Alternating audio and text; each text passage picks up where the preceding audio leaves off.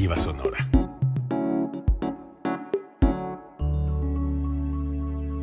Código Libre.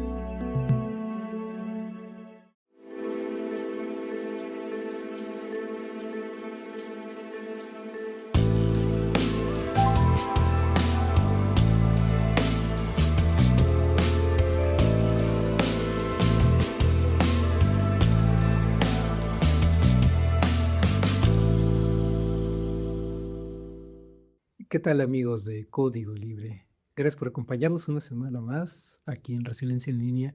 También gracias a los amigos de Videoplataforma que también nos suelen ver nuestros puntos de vista.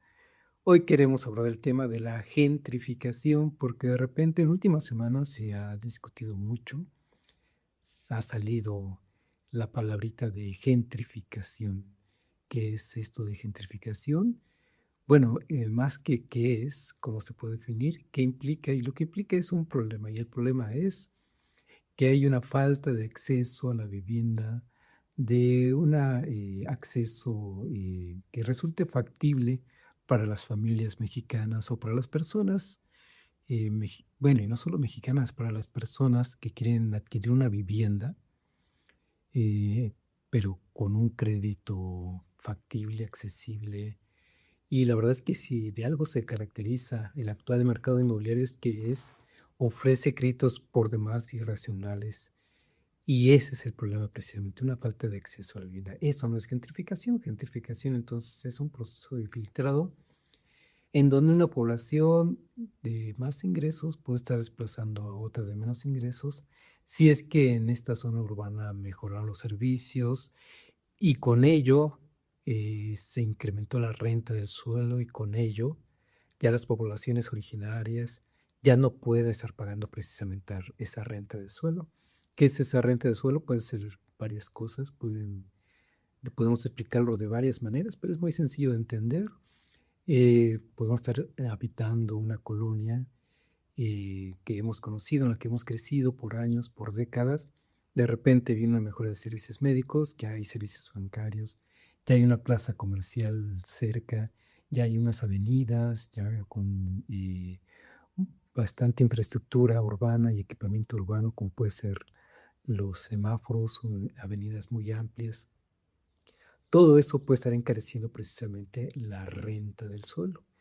¿Qué es lo que va a traer todo esto? Pues más servicios al productor, como pueden ser otro tipo de comercios por ejemplo, una cadena de cines. Piensen en Cinépolis, Cinemark, el que ustedes quieran, Cinemex, el que ustedes quieran. Piensen en otros servicios, también restaurantes, en fin, se va encareciendo la renta del suelo de esa zona. Eventualmente esto puede provocar que los nuevos habitantes, que no necesariamente por nuevos habitantes hay que pensar en personas, sino nuevos usuarios, por eso se habla de uso del suelo, y estas pueden ser empresas, cadenas comerciales, las que lleguen y desplacen a otras poblaciones originarias. Ese es el fenómeno de la gentrificación. Pero también de repente no se alcanza a percibir que la gentrificación también puede ir a la inversa. Hemos llegado a ver casas muy bonitas, muy vistosas, muy costosas, ubicadas en zonas de bajos ingresos y podríamos estar pensando, ¿pero por qué? Bueno, precisamente por esos procesos de filtrado o esos procesos de gentrificación.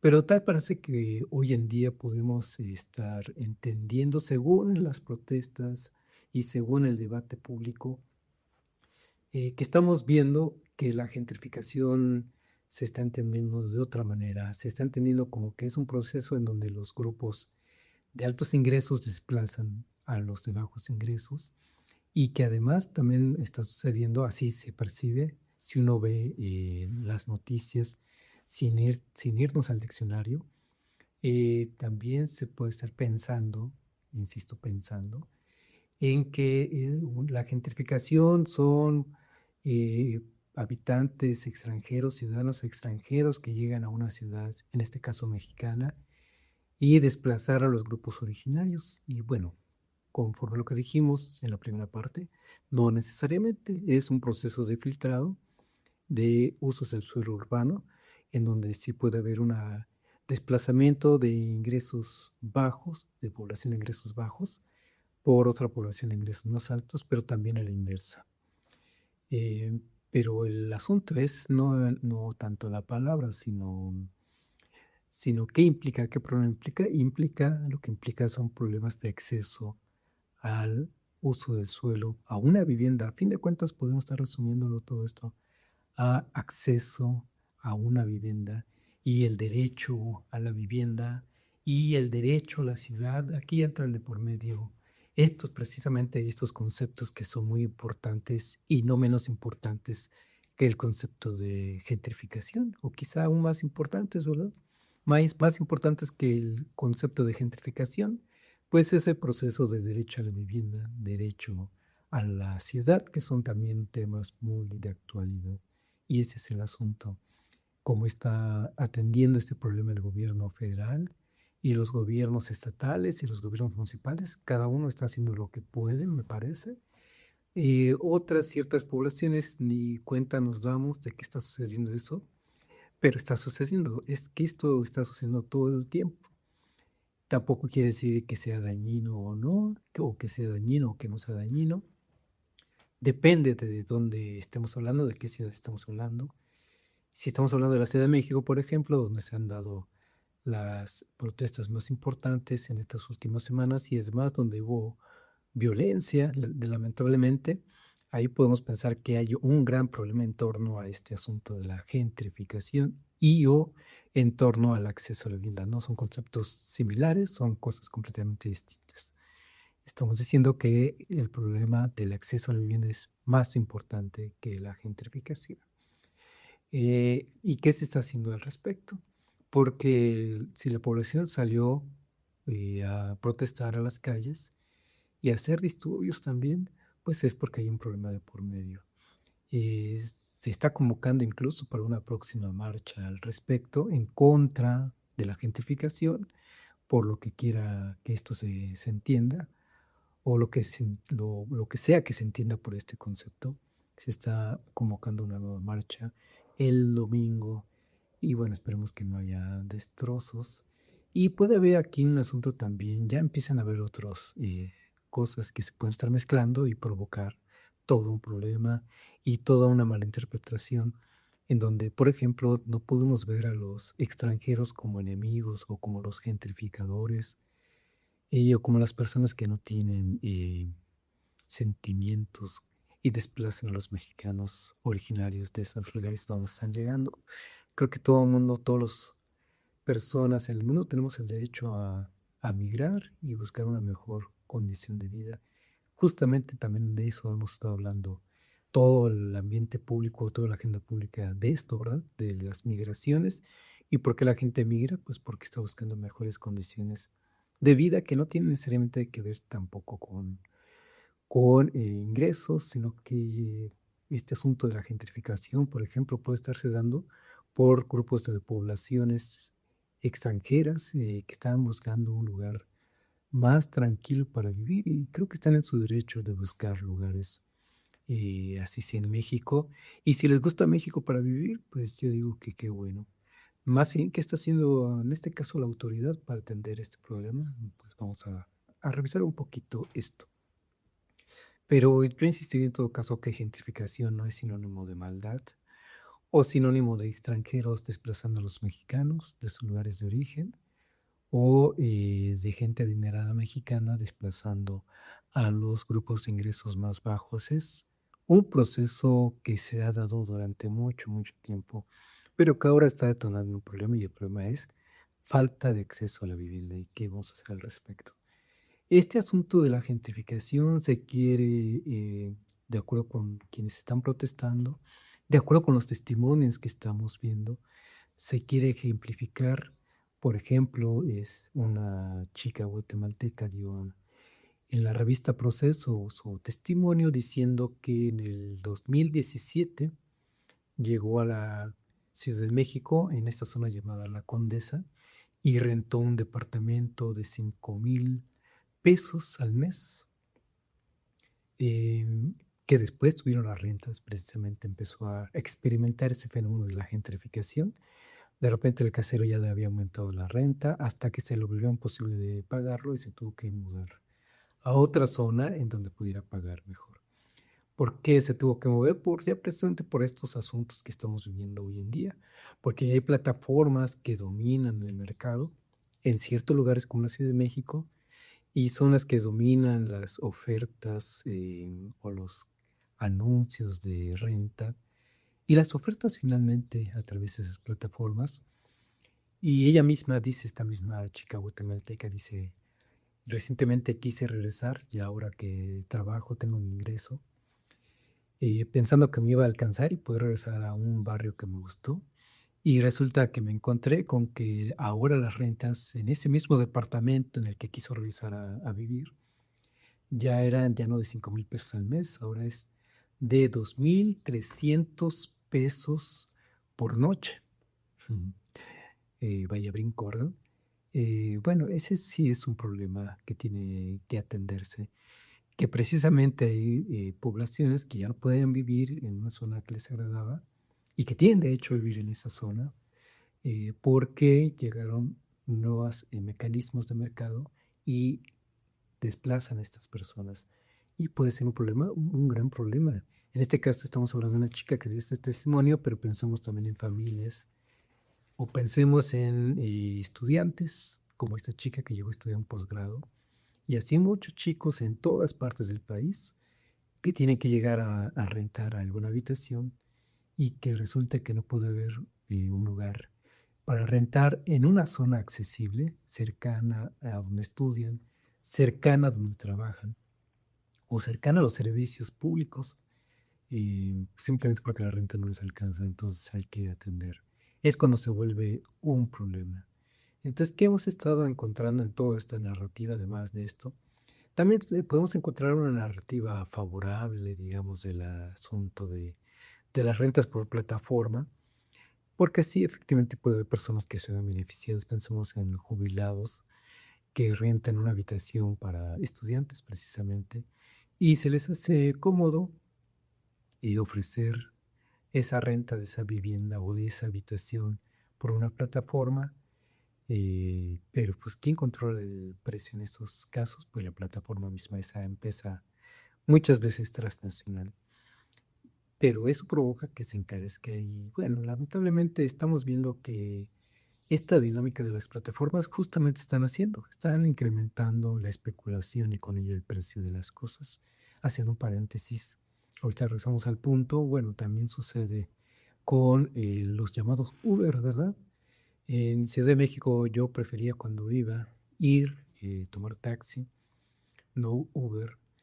Y ahora pues ya da lo mismo porque ya el taxista se olvida del taxímetro y también me quiere fijar una cuota conforme él le parece, y eso de que le parece depende de la hora, depende de la zona en donde quieras subirte a su taxi.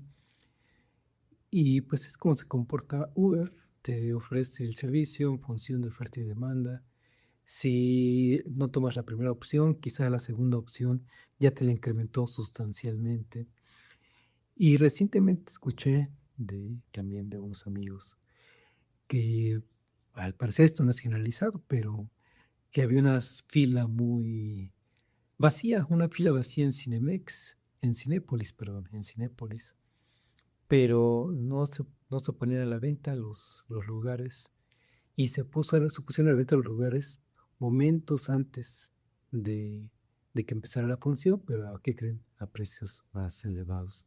Y este asunto de las plataformas, pues es eso, se está volviendo un mercado especulativo y me parece que eso pues se tiene que normar precisamente, se tiene que limitar. La Ciudad de México, volviendo al asunto de la Ciudad de México, ya tiene avanzado este caso y esta experiencia, porque es la ciudad más grande, más poblada, y que no solo, ¿verdad? No solo la Ciudad de México, pero es el núcleo de nuestro país, el punto de referencia. Em, ya desde el año pasado quisieron poner topes, por ejemplo, a las personas dueñas de una casa habitación o un departamento que quieran promover precisamente su bien, bien inmueble por medio de alguna plataforma, les dicen no puedes rentarlo más de 50% de las noches totales de un año.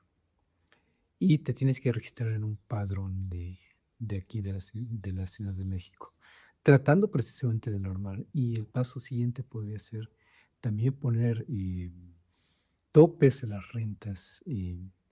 Eso no está muy bien visto en un mercado, en el libre mercado, en el neoliberalismo, y es ahí cuando nos confrontamos precisamente con estas escalas globales del neoliberalismo, del libre mercado, porque nos obligan y eso sí provocan precisamente la expulsión. Ahí están las causas de la expulsión de la población, en este caso de un lugar donde estaban bien asentados, pero ya no pudieron seguir pagando los costos que se le generaban, que no solo son costos de la renta de la vivienda, sino que son costos de los servicios de alrededor. Y de repente ya no hay escuelas públicas, de repente ya están las escuelas privadas alrededor, de repente ya no hay misceláneas, ya no hay tiendas de abarrotes, ya hay supermercados, en fin, todo se encarece, ¿verdad? Y de repente la gente termina saliendo de ese lugar de origen. Por eso se puede entender que la gente esté enojada y que se haga protestar y que diga, esto ya se tiene que acabar. ¿A quién le toca? A la iniciativa privada, no lo va a hacer. Le toca al gobierno municipal, estatal, federal, poner esas normas para que precisamente se garantice el acceso a la vivienda y el acceso a la ciudad, a la que tenemos derecho todas, todas y todos. Eh, es un asunto que hay que tener mucho cuidado, mucho equilibrio entre la libre oferta y demanda, entre las prácticas de que sí necesitamos habitar y las prácticas en donde el mundo tiene puestos los ojos hacia un gobierno que intenta normar, poner normas al libre mercado. Como no les gusta, van a estar muy atentos y van a juzgar de inmediato si de repente ven que una ciudad se atreve a prohibir el libre mercado, hacer prácticas prohibitivas en el libre mercado. ¿Qué más podemos decir al respecto? Me llamó la atención una definición que da el secretario de Vivienda de la Ciudad de México. Bueno, una definición y una posición que da él mismo. Y hablando en el nombre de la Ciudad de México como secretario de Vivienda. Eh, un funcionario, claro, de él, la jefa de gobierno Clara Brugada, él dice que definitivamente la Ciudad de México está en contra de la gentrificación. Bueno, está en contra precisamente de las prácticas que es donde se encarece la renta e imposibilitan el acceso a la vivienda y el acceso a la ciudad. Me parece que es a lo que se está oponiendo, no en sí a la gentrificación.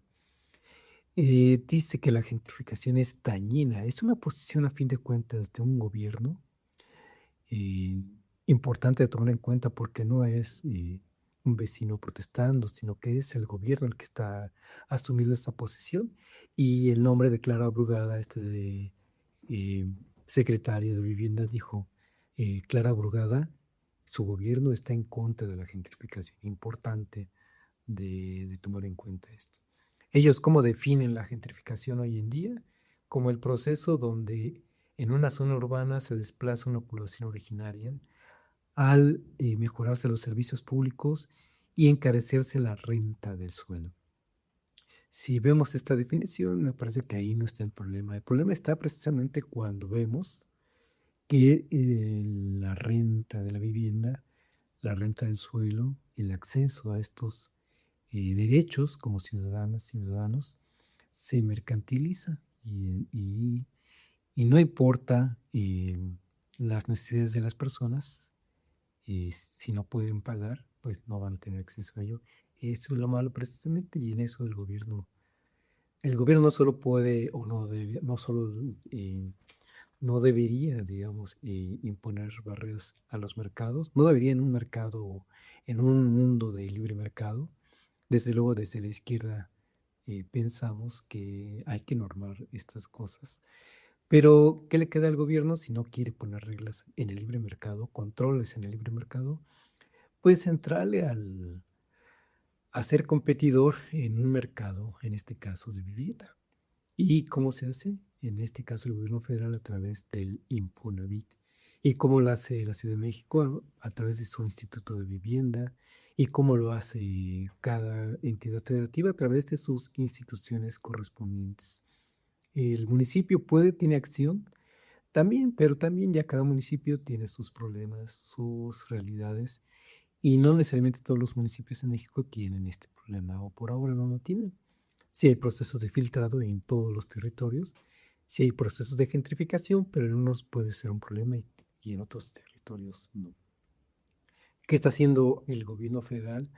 Y en este caso, a través de su Instituto de Vivienda, en este caso el Infonavit.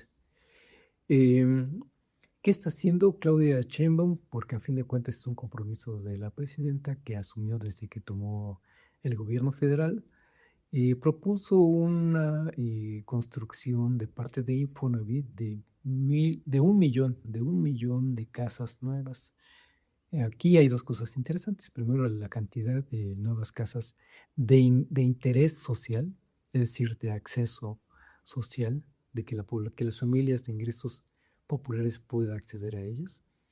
Y la otra es que le devuelve al Infonavit la capacidad de construir, de ser constructor. ¿Cuál es la tarea del Infonavit? Podríamos pensar, construir casas. Bueno, no lo tenía. Ya hasta 2018 no tenía esa capacidad. Ya con Claudia Sheinbaum ya se le está dando ese carácter de construir, de poder construir ellos mismos las viviendas.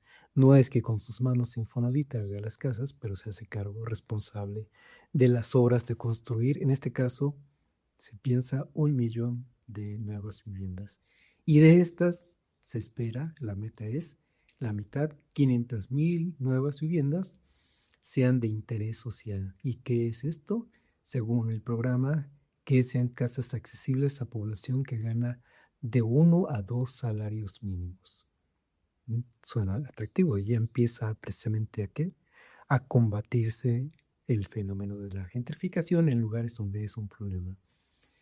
No acaba ahí el asunto. Como son a fin de cuentas pocas las viviendas en comparación con la demanda, también que se propuso el gobierno de Claudia Sheinbaum, puso desde luego algunas condiciones o algunas estrategias para asignar estas casas. Una es la reubicación de los habitantes que se encuentran asentados en zonas de riesgo, es decir, grupos vulnerables o los más vulnerables. Dos, también toma en cuenta la población con rezago habitacional. Al menos es lo que anunció, ¿verdad? Y en su programa, cuando anunció este programa. ¿Y qué es esto de población con rezago habitacional? Pues desde luego se va a problema con las mujeres trabajadoras, se va con los estudiantes, en este caso estudiantes con alguna deficiencia física, con alguna condición física que le imposibilite tener una vida laboral como el resto de las personas. Ese es otro criterio. Y otro criterio más puede ser el que sean estudiantes, personas que estudian. Si nos fijamos, entonces son personas que no necesariamente tienen los grandes ingresos y justamente lo que intenta buscar el programa es pues que sea atendida a una población de 1 a 2 salarios mínimos. ¿Qué está haciendo el gobierno con esto? Porque ya llevamos un año, básicamente un año de gobierno, casi un año de gobierno con Claudia Sheinbaum. Este programa ya está en funcionamiento.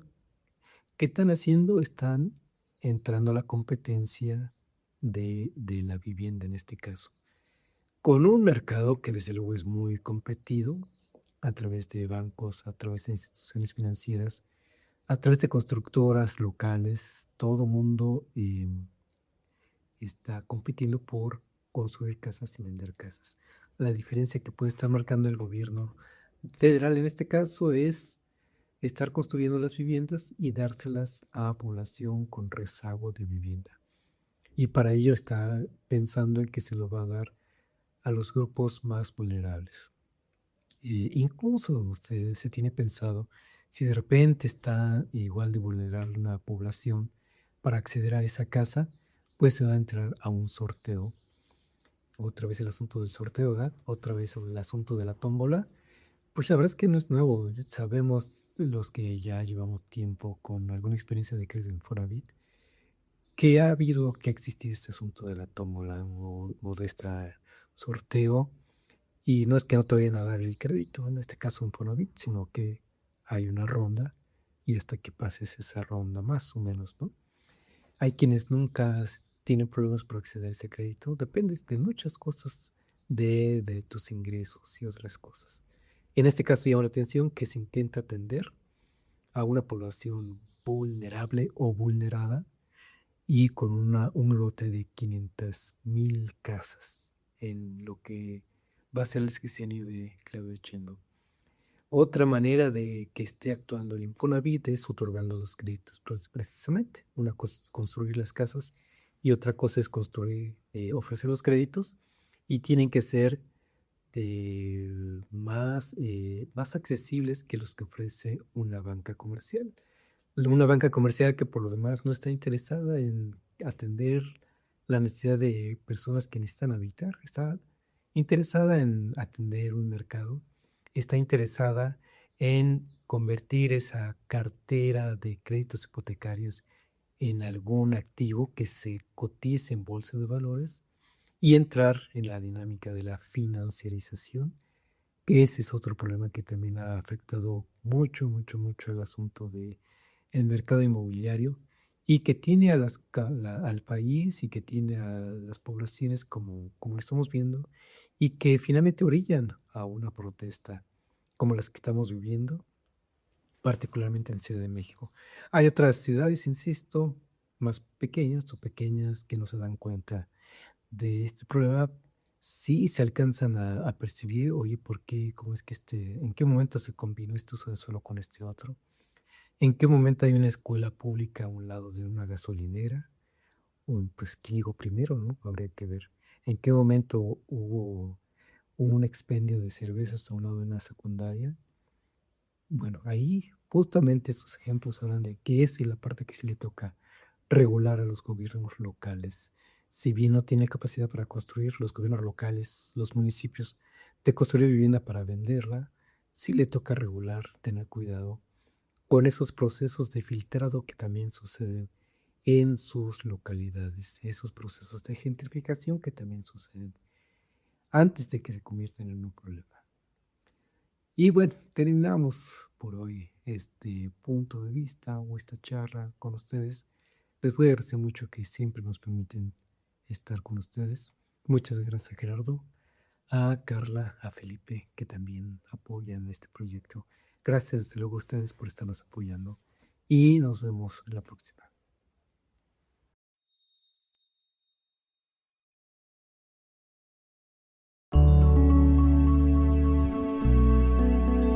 Código Libre.